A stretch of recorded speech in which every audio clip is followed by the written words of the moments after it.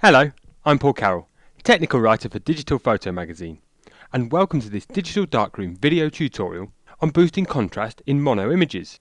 This video tutorial is being brought to you in 3 parts. In part 1, we're going to be looking at using levels adjustment layers to boost the contrast in images. So for example, we'll increase the contrast in the foreground, the midground, the sky and the bridge, all independently of each other to really create a contrasty mono image. In part 2, we're going to use the burn tool to burn in the sky, just to give the top of the image a lot more impact, and also the dodge tool just to bring the bushes and the lake to life. Then in part 3, we're going to be looking at a great non-destructive dodging and burning technique. This technique uses overlay layers so that we don't destroy the pixels when we dodge and burn.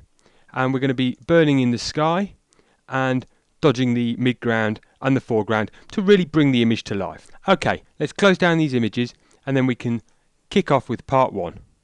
From off the CD, open up the file bridge.jpg into Photoshop Elements. All this technique is also compatible with the full version of Photoshop. We're going to be creating levels adjustment layers, and to do that we're going to need the layers palette open. You can see mine's open here on the right hand side of the screen. If your layers palette's not open, you can activate it simply by going up to the window menu and down to layers. Next we need to select the polygonal lasso tool from our toolbox.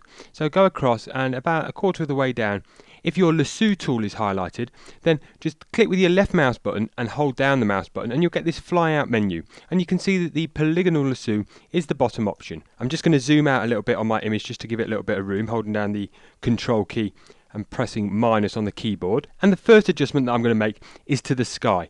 So using your polygonal lasso tool, just click in the top left hand corner, and above the image we can just click around, and then down the right hand side here we want to go just slightly above the top of the houses, so there looks about right. Then go right across the image just above the chimneys, and then double click back at the start, and we've now selected the sky.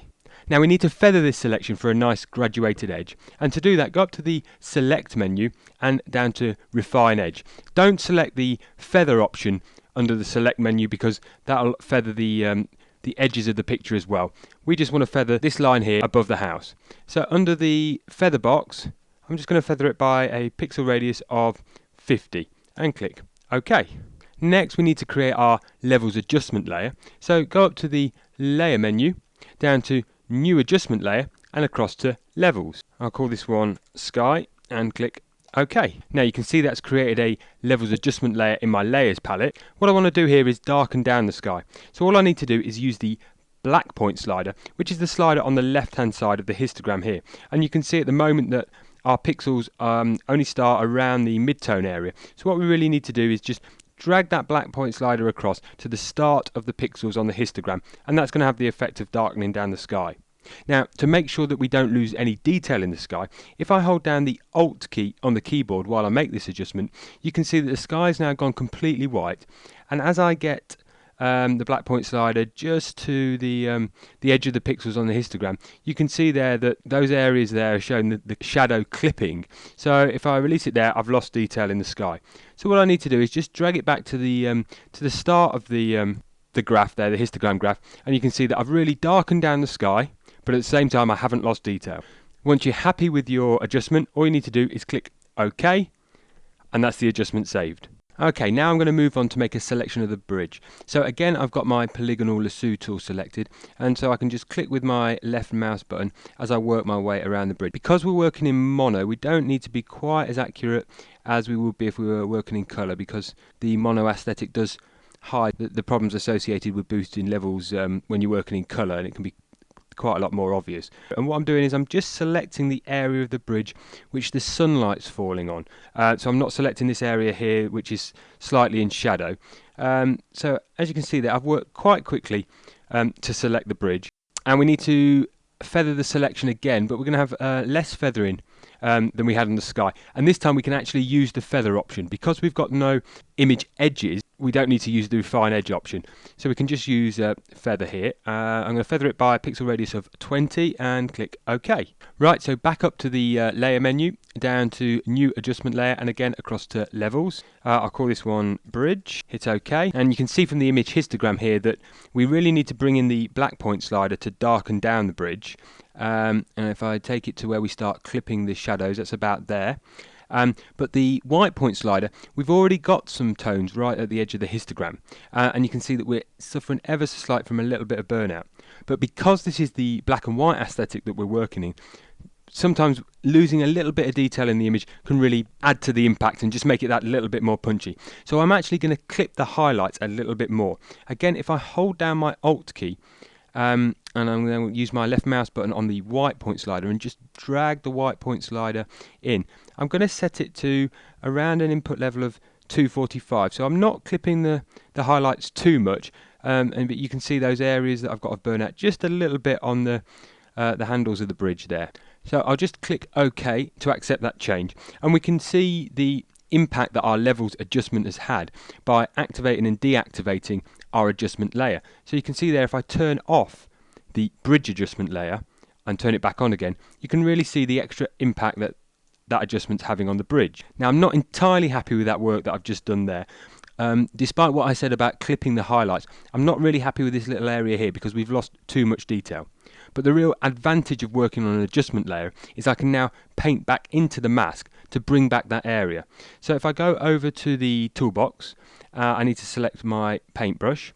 I need to set my foreground color to black. You can see that at the bottom of the toolbox there. If your foreground colors aren't, all you need to do is press D on the keyboard, and that will set your foreground color to black and your background to white. And then I can just simply paint into that area, bring back any detail that I've lost. And there we go, that's now looking a little bit better. Okay, third adjustment that I need to make is in the midground area, which you can see is looking very grey and pretty flat. So back over to the toolbox, I'm just going to select the polygonal lasso tool again, and I'm going to make another reasonably rough selection of the bushes and the house and the ground in the midground here. Now, as you can see, I'm leaving a little bit of a gap between the top of the bushes and the house, and where I'm drawing with my polygonal lasso tool. And the reason for that is because we're going to feather the selection again, just to give us that nice graduated edge. So I don't want to go too close to the sky or the bridge, because the levels adjustment that I apply in this area will then spill into those areas which I've already adjusted. So I'm just going to go something like that. And again, you can be reasonably rough with these selections.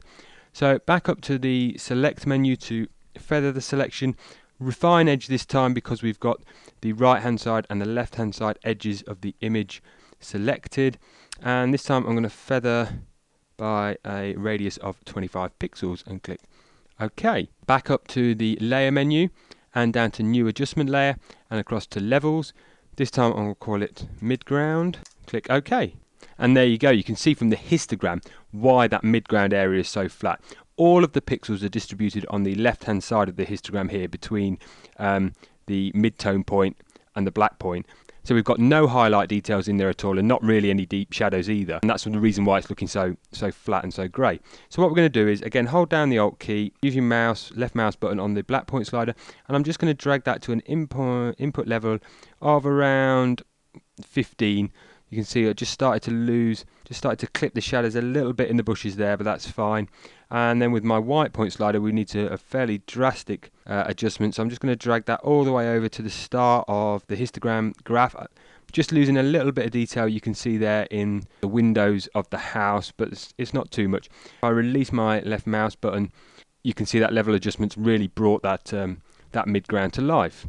So again, just click OK to accept the change. Right, we're nearly there now, just one more adjustment, and that's to this grey foreground area just to the right, left and slightly in front of the bridge. So again, a reasonably rough selection. I don't want to take in that shadow area just on the right hand side of the bridge, because I want to darken down this foreground area, and if I take in those shadows, my levels histogram will show the distribution of those pixels, which means I won't be able to push it as far. So I'm just going to ignore those, and again we need to feather the selection. So up to the select menu, down to refine edge, and this time I'm going to feather it by a radius of 35 pixels, click OK. Up to the layer menu again, down to new adjustment layer and across to levels, This time we'll call this one foreground. Click OK. And again, you can see that our pixels are distributed, fairly predominantly in the mid-tone area. Also a little bit going towards the shadows, but hardly anything here on the right hand side, which is the highlight tones in the image. So again, we just need to adjust our black point slider. So I'm just going to hold down the Alt key and drag the black point slider to around 20, just at the very fringes where we started clipping around the bottom of the bridge.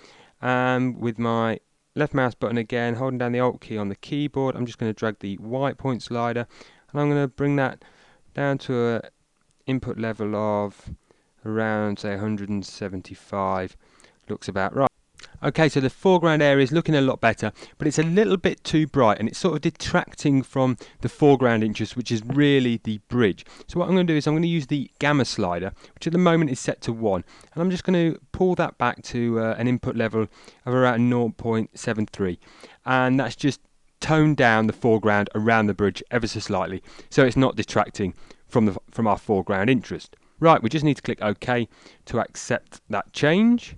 And there's just one final step that I want to do, and that's just sharpen the bridge, because that's our foreground interest and we want to really bring it to life. Now, we've already made a selection of the bridge, so we don't need to make another selection. All we need to do is hold down our Control key on the keyboard, go over to our Layers palette, and if we click on the Mask thumbnail, which is this black and white section in the Layers palette, with our left mouse button, you can see that brings up our selection that we've already made around the bridge. What's more, it's also already feathered for us. So with that selection active, all we need to do is click on the background layer, and then we can go up to the Enhance menu and down to Unsharp Mask. Okay, I'm going to enter settings of amount 100%, a pixel radius of 5 pixels, and you can already see from the image how sharp that is, and I'm just going to input a threshold levels of 25.